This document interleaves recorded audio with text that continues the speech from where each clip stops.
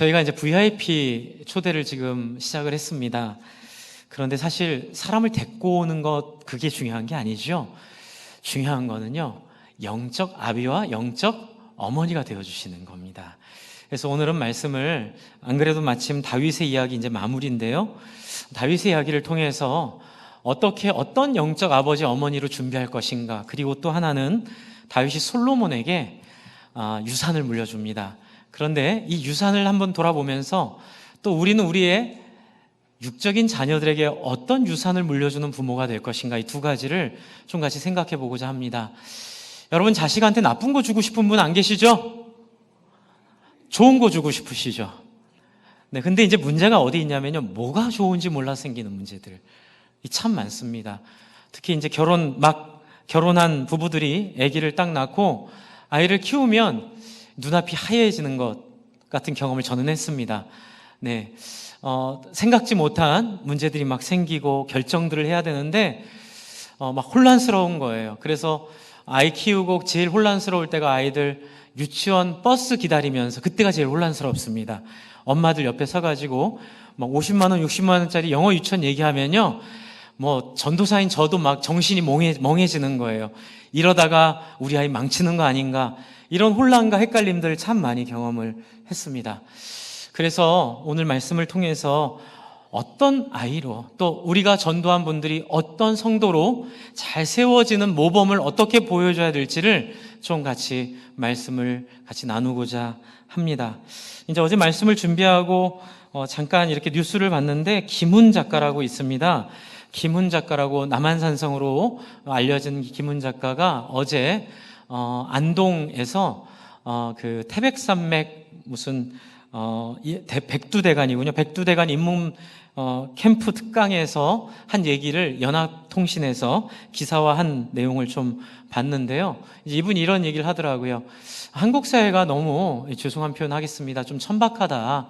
그 이유는 뭐냐면 다 이렇게 물질적인 거에 몰입을 하고, 그리고 자녀들에게도 이 물질적인 것만으로 이렇게 아이들을 이렇게 만족시키려고 한다. 더 심각한 문제는, 그러다 보니까 이 대화, 언어가 매우 직설적이고, 그리고 상대편을 배려하지 못하는, 이분이 문제 삼은 건 뭐냐면 다른 사람에 대한 공감과 연민을 잃어버렸다.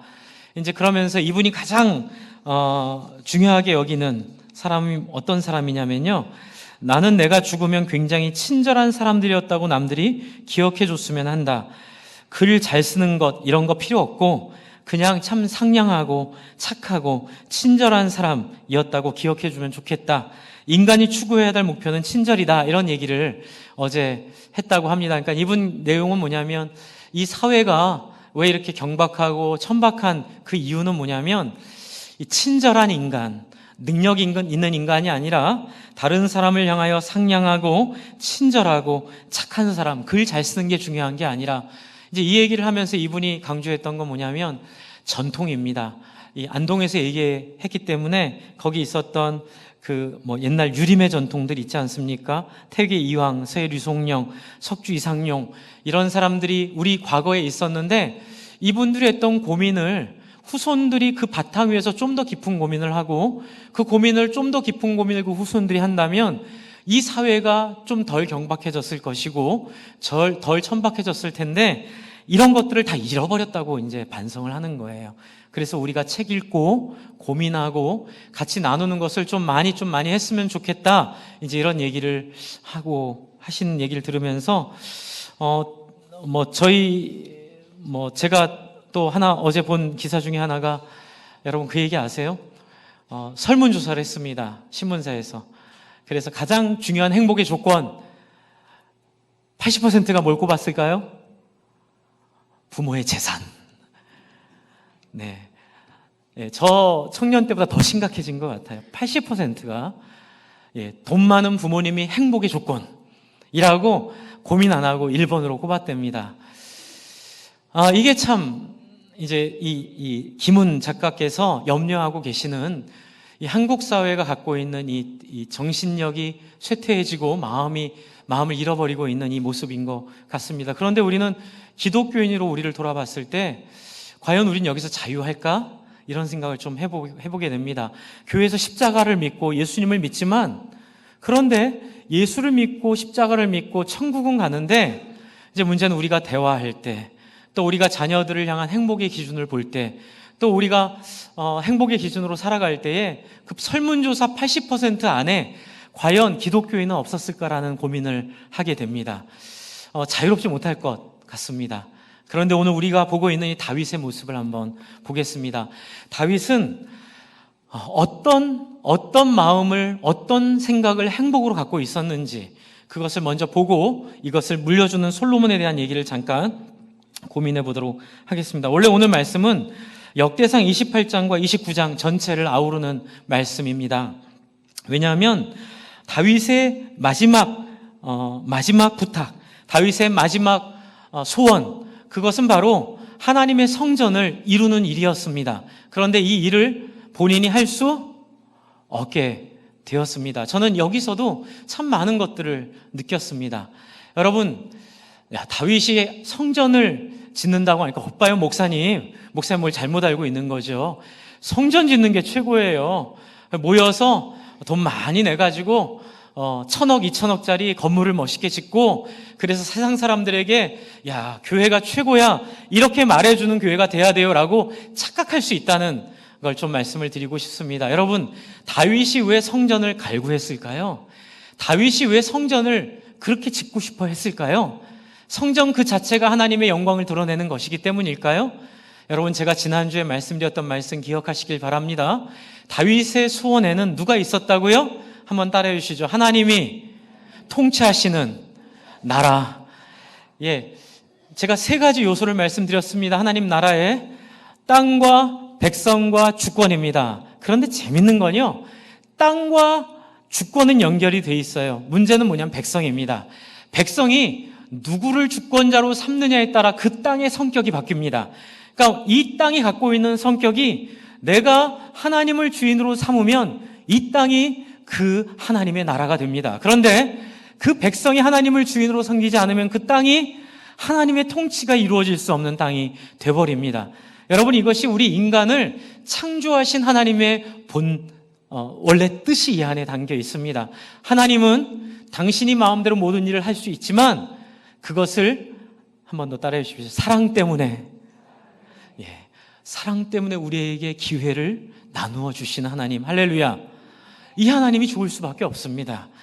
당신이 혼자 다 할 수 있는데 하나님이 굳이 당신의 형상으로 만든 인간들을 세워놓고 그 인간들을 이 지난한 세월을 통하여 설득하고 바꿔내려고 애를 쓰시며, 이 지난한 시간을 통해 바뀐 인간을 통해 하나님께서 같이 일하기 원하시는 하나님의 소원이 바로 성전 안에 있습니다. 다윗은 그걸 알았습니다.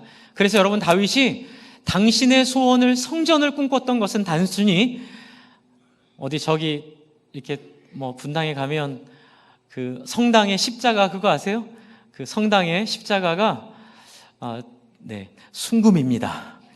10몇 톤 정도 들었답니다. 순금이 한 30년 전에 10몇 톤 정도 들었는데 세상에 쓸데없는 짓이라고 저는 생각합니다. 왜요? 성전을 오해한 거예요. 그러니까 다윗이 꿈꿨던 그 성전을 매우 인간적으로 오해한 겁니다. 여러분, 다윗이 꿈꾼 성전의 핵심은 바로, 한 번만 더 따라해 주십시오. 임마누엘, 우리와 함께 하시는 하나님.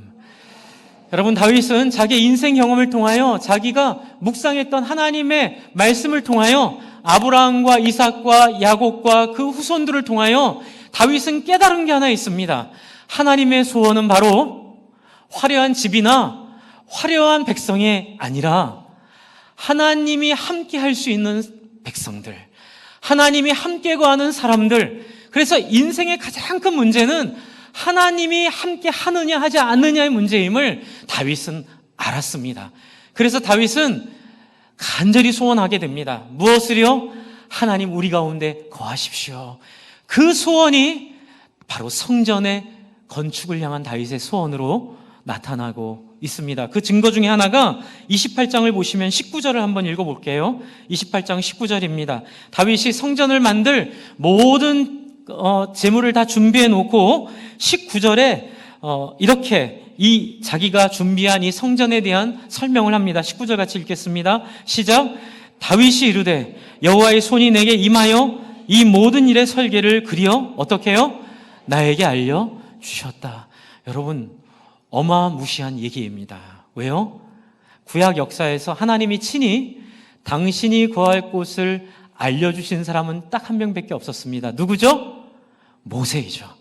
모세에게 성막을 지을 때 무엇은 어떻게, 또 어떤 것은 어떻게 만들라고 다 알려주셨는데, 다윗은 그 영광스러운, 모세가 경험했던 그 영광스러운 하나님과의 교제를 다윗도 경험했음을 보여주고 있습니다. 무엇이죠? 하나님이 벗으로 여기시고 다윗에게 무엇을 어떻게 설치해야 될지를 하나하나 다 알려주셨습니다. 여러분, 이것은 소나무 뿌리를 뽑아서 되는 게 아닙니다.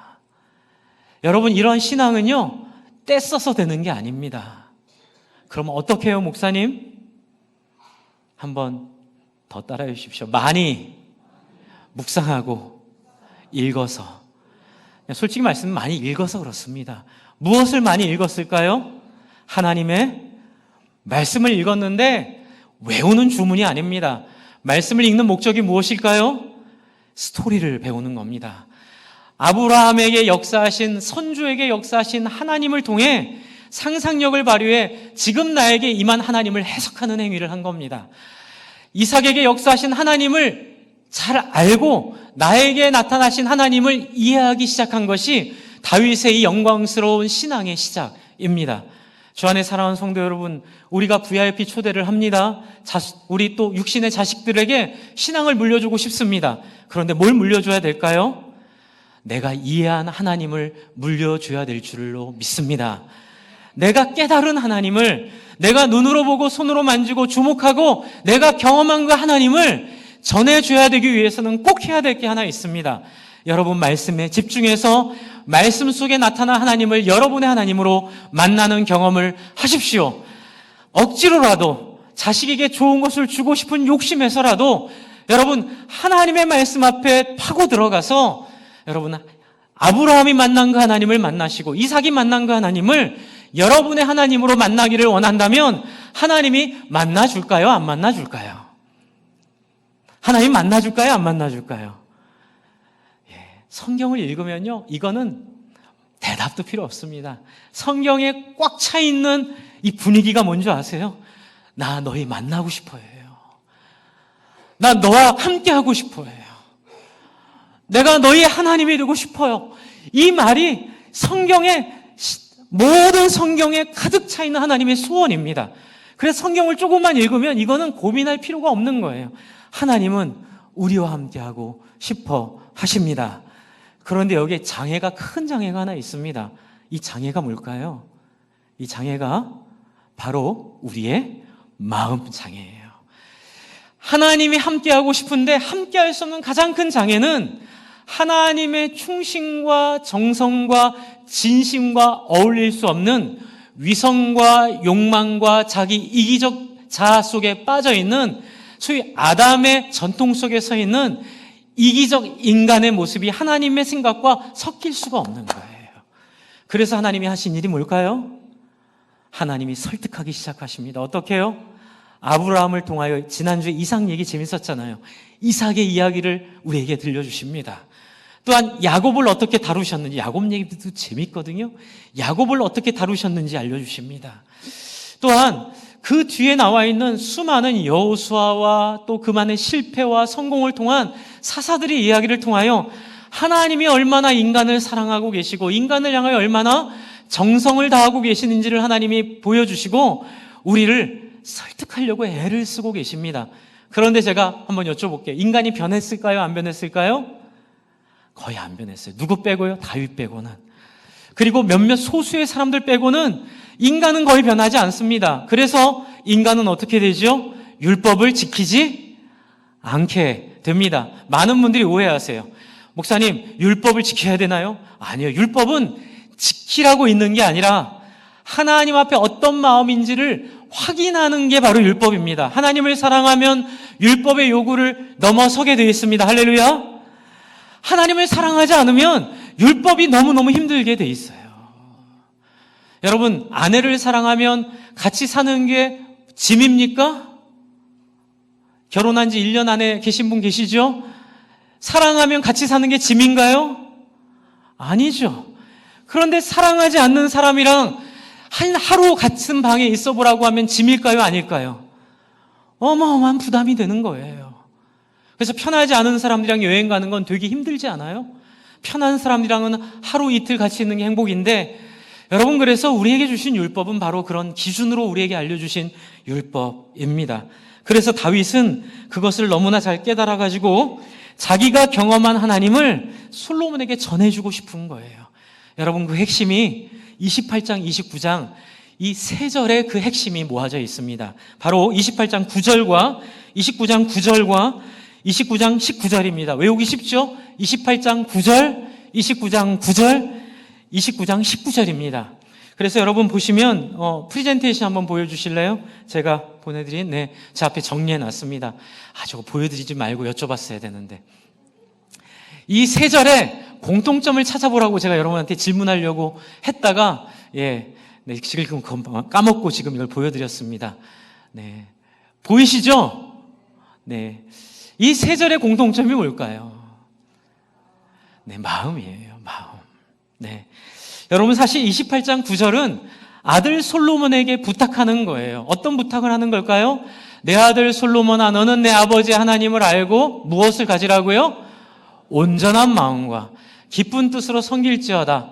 여호와께서는 모든 무엇을 마음을 감찰하사 모든 의도를 아시나니 내가 만일 그를 찾으면 만날 것이요 내가 그를 버리면 그가 너를 영원히 버리시리라. 이 뒷부분은 제가 이번 주 수요일 날 교구 헌신 예배 때 말씀을 좀 드리려고 하고요. 어쨌든 앞부분을 좀 주목해서 보겠습니다. 온전한 마음을 가져라. 그런데 여러분, 왜 솔로몬에게 온전한 마음을 가지라고 부탁을 했을까요? 그것은 바로 구약 성경에 있는 하나님의 소원이기 때문에 그래요. 여러분, 그 뒷장을 한번 보여주세요. 뒷장, 프레젠테이션 다음 장이요. 제가 이 말씀 좀 드리겠습니다. 여러분, 하나님의 소원은 우리의 마음이었습니다. 그래서 신명기 6장 5절에 이렇게 선언되어 있죠. 한번 읽어볼까요? 시작. 너는 마음을 다하고 뜻을 다하고 힘을 다하여 내 하나님 여호와를 어떻게 하라고요? 사랑하라. 또 신명기 4장 29절에도 똑같은 얘기가 있습니다. 사실 신명기 말씀은 성경 전체를 방향성을 지시하는 키 구절이에요. 그래서 예수님이 오신 것도 어떻게 하려고요? 저거 이루려고요. 마음을 다하고 뜻을 다하고 힘을 다하여 하나님을 사랑하는 사람 만들려고 예수님이 십자가에 달려 죽임을 당하셨습니다. 그래서 예수님께서 마가복음 하신 말씀은 마태복음에도 나오고 누가복음에도 나오는데 같이 읽겠습니다. 시작. 내 마음을 다하고 목숨을 다하고 뜻을 다하고 힘을 다하여 주 너의 하나님을 사랑하라 하신 것이요. 그런데 여러분, 제가 말씀을 드려볼게요. 이게 잘 안 된 거예요. 여러분, 구약 성경 내내 안 됐어요. 그런데 여러분, 하나님은 일을 하셨을까요? 안 하셨을까요? 일을 하셨습니다. 정말 우리 박영선 목사님, 제가 1989년에 만난 책인데요. 제 인생을 거의 바꿔놓은 책입니다. 하나님의 열심이라는 책입니다. 여러분 꼭 한번 읽어보십시오. 하나님의 열심. 그 제목에서부터 우리는 알 수 있잖아요. 하나님이 어떤 열심을 가지고 우리를 어떻게 사랑하시고 어떻게 우리를 설득하기를 원하셨는지가 거기에 아브라함, 이삭, 야곱 그 이야기를 거기에 다 적어 놓으신 거예요. 여러분, 하나님은 우리의 마음을 바꾸기 위해 최선을 다하여 우리를 사랑하는 걸 보여주셨습니다. 그래서 아브라함의 이야기도 있었고 이 모든 이야기를 다윗이 알고 감동을 받아서 다윗이 그 하나님 앞에 마음이 녹아버린 거예요. 그런데 놀랍게도 많은 사람들이 하나님 앞에 그렇게 녹았을까요? 안 녹았을까요? 녹지 않았습니다. 그래서 많은 사람들이 하나님 앞에 불순종해서 포로에도 잡혀오고 포로에서 돌아왔음에도 불구하고 말라기에 이르기까지 이스라엘은 회복을 할 수가 없었습니다. 그래서 짜자잔, 어벤져스 엔드게임에서 보여주는 것처럼 이렇게 어벤져스 엔드게임도 보면 약간 이런 정신이 있어요. 예수님 같은 느낌이 나는 캐릭터가 이때입니다. 저는 안 봤는데 그게 뭐냐면 남을 위해 자기를 희생하는, 누군지 얘기해 드릴까요? 네, 안 보신 분들을 위해 얘기 안 해드리겠습니다. 그런 캐릭터가 그 안에 있답니다. 이제 그런 캐릭터가 바로 예수님을 보고 만든 캐릭터겠죠. 그게 뭐죠? 우리 윤원남 목사님은 그걸 보고 우셨대요. 네, 저도 기대가 됩니다. 한번 보려고 하는데요. 그 사람의 마음을 감동시키는 그게 있는데 그게 뭐냐면 남을 위해 희생하는 삶이라는 거예요. 여러분, 예수님은 바로 이 마음을, 우리 마음을 회복시키려고 하나님이 주신 마지막 카드예요. 그래서 이 예수님을 통하여 어떻게 해요? 우리가 하나님 앞에 다윗과 같은 마음으로 바뀔 것을 하나님이 예언하셨습니다. 그러면 저와 여러분은 어떻게 돼야 될까요? 예수 믿은 사람마다 어떻게 돼야 될까요? 그렇게 바뀌게 돼야 될 줄을 믿습니다. 그 약속이 다시 보여주세요. 프리젠테이션. 그 약속이 에스겔에 있습니다. 물론 에스겔뿐만 아니라 에레미야에도 있고요. 성경, 구약 성경 이렇게 곳곳에 숨어 있는데 제가 이제 대표적인 걸 갖고 왔습니다. 한번 같이 읽어볼까요? 에스겔에 있는 말씀 시작. 내가 그들에게 한 마음을 주고 그 속에 새 영을 주며 그 몸에서 돌 같은 마음을 제거하고 살처럼 부드러운 마음을 주어. 또 밑에 있는 말씀 같이 읽어보겠습니다. 시작. 또 새 영을 너희 속에 두고 새 마음을 너희에게 주되 너희 육신에서 굳은 마음을 제거하고 부드러운 마음을 줄 것이며. 여러분, 뭔가 느낌이 오세요? 여러분, 우리 마음을 바꿔주시겠다고 하는데 뭘 주시겠다고요? 새 영을 주시겠다는 거죠. 예수의 십자가를 통해 두 가지 중요한 문제 해결했죠. 우리 마음의 완악함을 감동으로 무너뜨리시고 우리의 죄를 사하심으로 말미암아 하나님께 나아가는 길을 여셔서 무엇이 우리에게 왔어요? 성령이, 주의 영이 우리 가운데 임하니 어떤 일이 벌어집니까? 어떤 일이 벌어집니까? 네, 바로 17절, 29장 17절을 한번 보세요. 역대상 29장 17절. 역대상 29장 17절입니다. 다윗의 기도 중에 있는 말씀입니다. 솔로몬에게 이 얘기를 부탁하고 이제 다윗이 기도를 합니다. 그 기도 중에 있는 말씀, 역대상 29장 17절 같이 읽습니다. 시작. 나의 하나님이여, 주께서 마음을 감찰하시고 정직을 기뻐하시는 줄 내가 아나이다.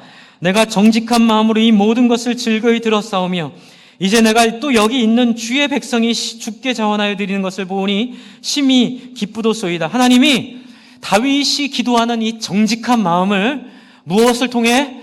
예수의 십자가를 통해 우리 각 사람에게 부어주셨음을 믿으시기 바랍니다. 믿으셨으면 그 영을 사용하시기를 바랍니다. 그 영과 함께 하시기를 바랍니다. 여러분, 그래서 지금 다윗이 보여주고 있는 이 기도의 중심은 바로 변화된 사람의 모습, 변화된 사람의 진심을 보여주고 있어요. 여러분, 사실 28장 9절부터 19절까지는 솔로몬에게 지금 다윗이 부탁을 하는 장면인데 그 부탁의 시작이 어디 있냐면 온전한 이 회복될 마음을 부탁하고 있어요. 이 마음의 핵심입니다. 그리고 나서 뭘 줘요? 11절부터 여러분 뭘 주죠? 11절부터 다윗이 성전의 복도와 그 집들과 곡관과 다락방, 골방과 속죄소의 설계도를 그의 아들에게 줄 뿐만이 아니라 뭘 주죠? 14절 금 기구들을 만들 금의 무게와 모든 섬기는 데 쓰이는 은혜 기구를 은혜 무게를 정하고 그 내용들을 다 알려줄 뿐만이 아니라 그리고 나서 주는 게 실제적으로 여기에 필요한 금과 은들을 백성들을 통해 다 제공합니다. 근데 많은 분들이 오해를 하세요. 이 뒤에 걸 자꾸 보시는 거예요. 하나님, 그래도 돈이 있어야 교회가 되잖아요. 하나님, 목사님, 그래도 뭐가 있어야 우리가 할 수 있는 거, 그게 중요한 거 아닌가요? 아니요. 정말 중요한 건 9절에 있는 온전한 마음이에요. 그리고 그 다음에 이 온전한 마음을 중요하게 여겼기 때문에 이제 라임이 생깁니다. 29장 9절에 이 온전한 마음이 무엇인지를 본때를 보여줘요. 자기 아들한테.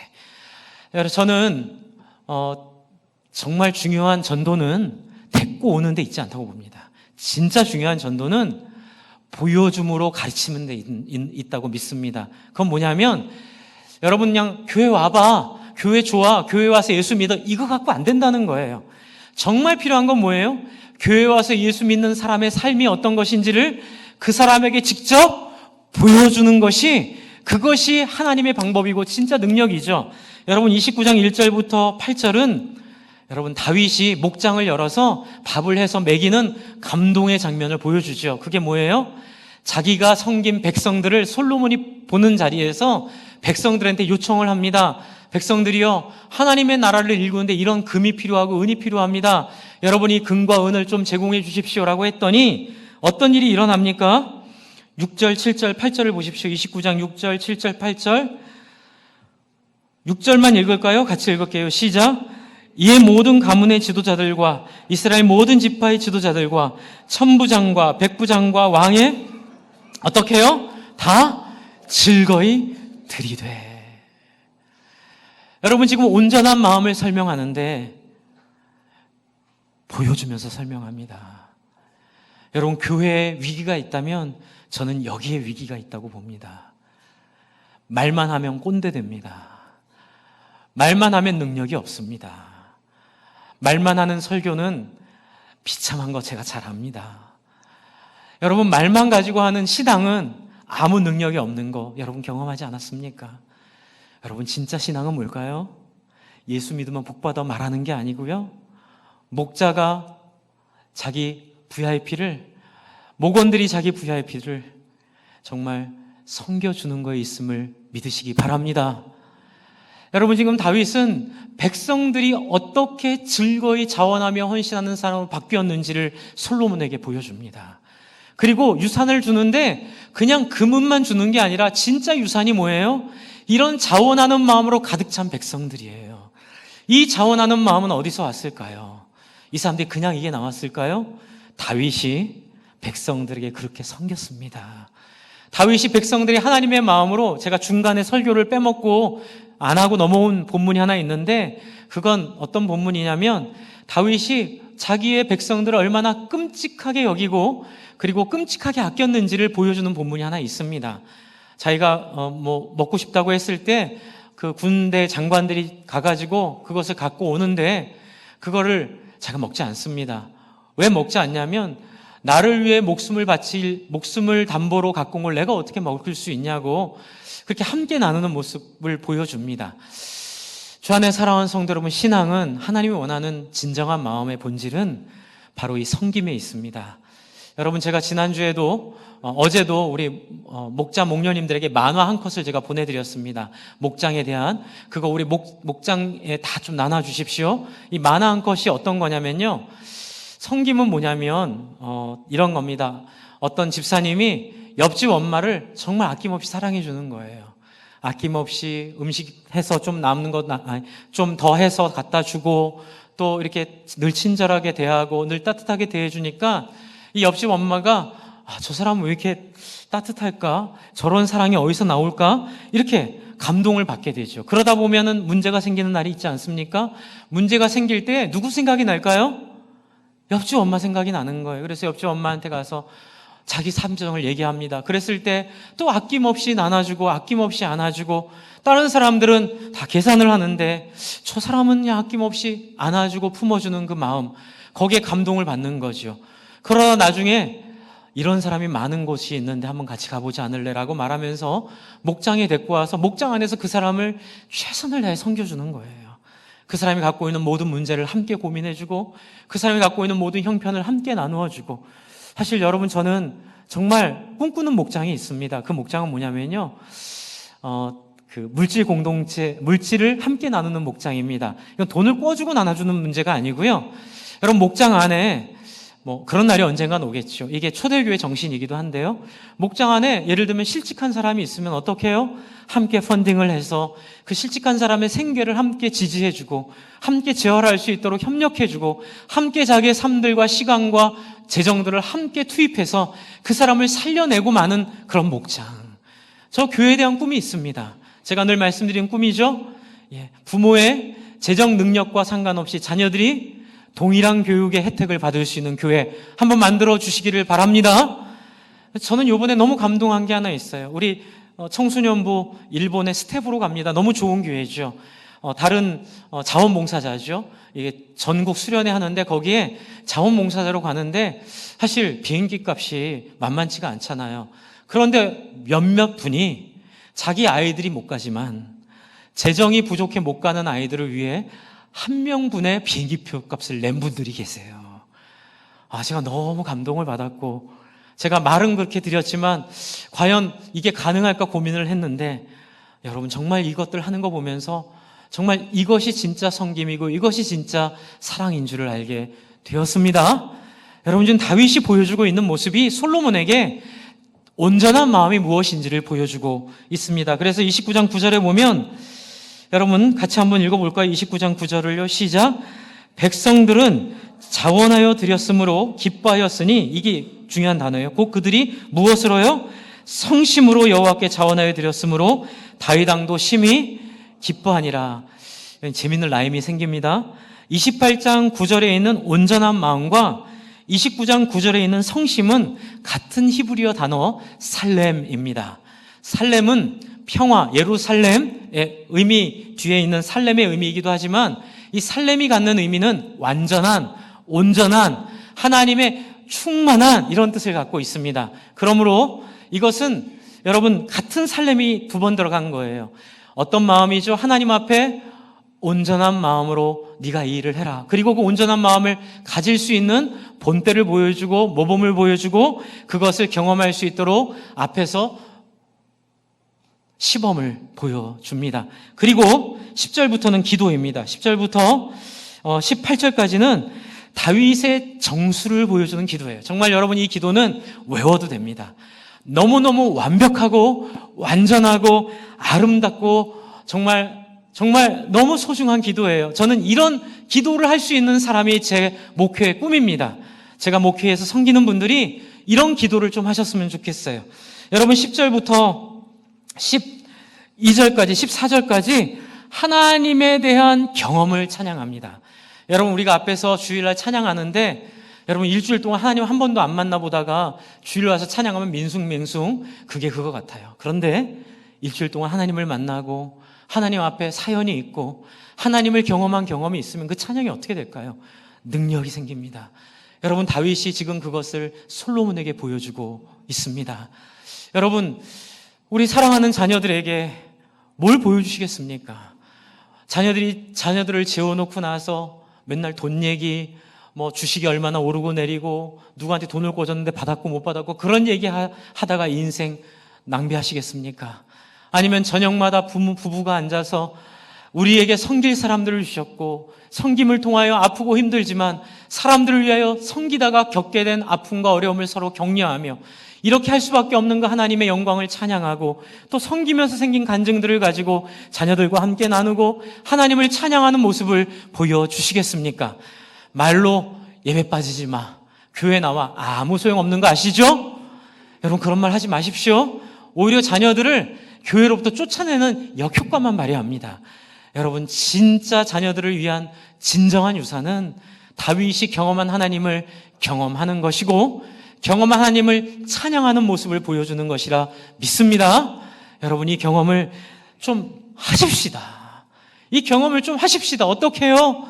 그거는 솔로몬에게 부탁한 말씀 속에 있습니다. 네가 이 말씀을 듣고 순종하면 하나님이 너와 함께 하겠지만 불순종하면 너희 버려지게 된다. 목사님 그럼 아니요, 행위가 아니죠. 이게 뭐예요? 한번 따라해주세요. 순종이 예수 믿는 믿음입니다. 여러분 많은 분들이 오해하세요. 예수님 믿어요. 이게 믿음이 아니에요. 예수님 믿는 건 예수님을 보내신 하나님의 사랑을 받아들이고 한 번 더 따라해주시죠. 나도 하나님처럼 사랑으로 살기를 소원하는 것, 그것이 믿음이에요. 그게 예수를 받아들인 거예요. 그렇게 받아들였을 때 여러분 어떤 일이 벌어질까요? 14절 15절의 기도가 나오는 거예요. 너무 영광스러운 기도입니다. 저는 이 앞에 있는 솔로몬에게 했던 경고는 감리교가 강조하는 바이고 뒤에 하는 14절 15절은 장로교가 강조하는 바라고 저는 생각이 듭니다. 28장 29장에 성결교, 침례교, 감리교, 장로교 다 들어와 있습니다. 그러니 여러분 교회는 풍성하고 우리가 헤아릴 수 없는 많은 깊이가 있는데 이제 14절 한번 제가 읽어드릴게요. 한번 보세요. 같이 읽을까요? 정말 아름답습니다. 시작. 나와 내 백성이 무엇이기에 이처럼 즐거운 마음으로 들을 힘이 있었나이까? 모든 것이 주께로 말미암아 싸우니 우리가 주의 손에서 받은 것으로 주께 드렸을 뿐이니이다. 여러분, 지금 다윗은 솔로몬에게 나처럼 순종해라, 순종하지 않으면 너 하나님으로부터 실패한다 경고했음에도 불구하고 자기의 순종을 위대하다 생각하지 않습니다. 자기의 순종을 어디서 왔다고요? 하나님 때문에 왔다고요. 여러분, 이 느낌 아시겠습니까? 예, 내가 순종했음에도 불구하고 그 순종이 내가 한 순종이 아니라 순종할 만한 분 때문에 순종했기 때문에 누구의 영광이죠? 하나님께 영광인 거예요. 하나님, 존경받아 마땅한 분이 당신이기에 존경하는 거죠. 제가 무슨 능력이 있어 당신을 존경하는 거 아닙니다. 여러분, 15절에 보면 자기를 어떻게 인식하지요? 우리는 우리 조상들과 같이 주님의 앞에서 이방 나그네와 거류민이라 세상에 있는 날이 그림자 같아서 무엇이 없던 사람이라고요? 희망이 없던 사람이라고요. 여러분, 그래서 요한계시록에 보면 제가 오늘 그래서 멸류관 가지고 그 찬양을 일부러 넣었는데요. 요한계시록 4장에 보면 제가 좀 읽어드릴까요? 요한계시록 4장에 이렇게 기록되어 있습니다. 그 생물들이 보좌에 앉으사 세세토록 살아계시는 이에게 영광과 존귀와 감사를 돌릴 때에 24장로들이 보좌에 앉으신 이 앞에 엎드려 세세토록 살아계시는 이에게 경배하고 어떻게 해요? 자기의 관을 보좌 앞에 들이며 이르되 우리 주 하나님이여 영광과 존귀와 권능을 받으시는 것이 합당하오니 이 모든 면류관은 당신의 영광입니다. 할렐루야. 이것이 너무나 아름다운 관계인 거예요. 영광을 받으려고 예수 믿은 게 아니라, 높임을 받으려고 예수 믿은 게 아니라, 우리와 같이 부족한 인생을 불쌍히 여긴 하나님, 우리에게 오신 게 너무 감사해서 받아들였을 뿐, 이 순종이 어렵지 않음을 보여주고 있는 거예요. 누구에게? 솔로몬에게. 여러분, 솔로몬의 이름의 어원이 살렘이에요. 그러니까 완전한 마음을 소원한 거예요. 솔로몬, 살렘, 완전한 마음, 온전한 마음. 그 온전한 마음은 바로 이 28장 14절, 15절에 있는 다윗의 이 마음이에요. 하나님, 당신 너무 완전하십니다.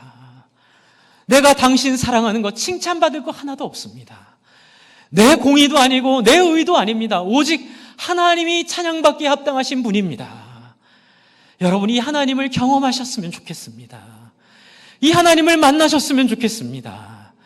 여러분의 자녀들에게 이 하나님을 소개했으면 좋겠습니다. 여러분의 VIP들에게 이 하나님을 알려주셨으면 좋겠습니다.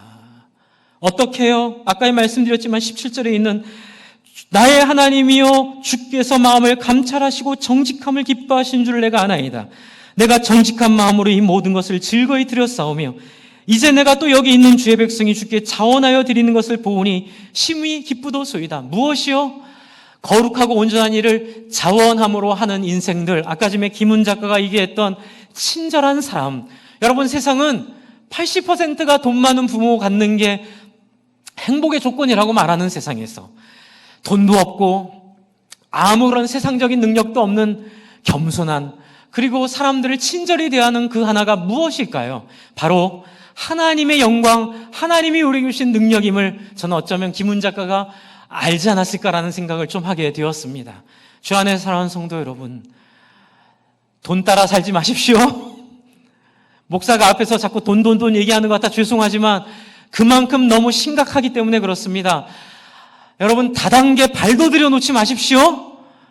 돈에 우리 행복이 있지 않습니다. 먹고 제발 돈 가지고 사람을 평가하는 자리에 들어가지 마십시오. 여러분, 돈은 핵심이 아닙니다. 무엇이 핵심입니까?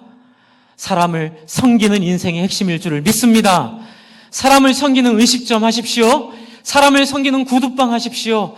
사람을 섬기는 인사부장 하십시오. 사람을 섬기는 교수님 하십시오. 사람을 섬기는 의사 선생님 하십시오. 사람을 섬기는 주부 해 주십시오. 사람을 섬기는 공인중개사 해 주십시오. 사람을 섬기는 기타 등등. 여러분, 사람을 섬길 때 하나님이 살아 역사하셔서 하나님께서 죽은 자를 살리신 하나님께서 저와 여러분의 인생을 죽음 가운데 살릴 뿐만이 아니라 이 땅에 살아가고 있는 우리의 삶을 다윗과 같이 귀하게 여기실 줄을 믿습니다. 다윗은 이 마음을 갖기를 원했던 거예요. 그래서 여러분 19절 세 번째 라임입니다. 아까 집에 프리젠테이션 첫 번째 장 좀 보여주세요. 프리젠테이션 첫 번째 장이요. 네, 세 번째 19절입니다. 또 내 아들 솔로몬에게 뭐라고요? 앞에 한번 보시죠. 또 내 아들 솔로몬에게 무엇을요? 정성된 마음을 주사 주의 계명과 권명과 율례를 지켜 이 모든 일을 행하게 하시고 내가 위하여 준비한 것으로 성전을 건축하게 하옵소서 하였더라. 여러분, 교회는 건물이 있어도 되고 없어도 됩니다. 여러분, 좋은 건물이 필요할 때도 있습니다.